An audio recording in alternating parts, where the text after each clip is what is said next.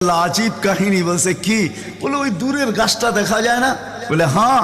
বলে ওইটা পুরা শিকড় সহ ওইটা মানুষের মতো হাঁটতে হাঁটতে আসছে আর আপনার মাথার কাছে দীর্ঘক্ষণ দাঁড়ায় ছিল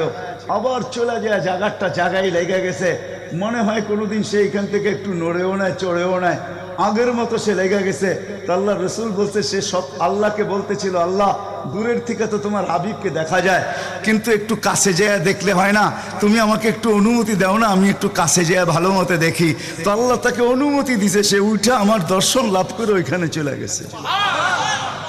তার দর্শনের জন্য গাছ সারা রাত্র পার হয়ে যাবে আমার জীবন পার হয়ে যাবে শানে মুহাম্মদ শেষ হবে না যার শান আল্লাহ বয়ান করে ওয়ারফানা লাকা যিকরাক ورفعنا لك ذكرك ألم نشرح لك صدرك ووضعنا عنك وزرك ورفعنا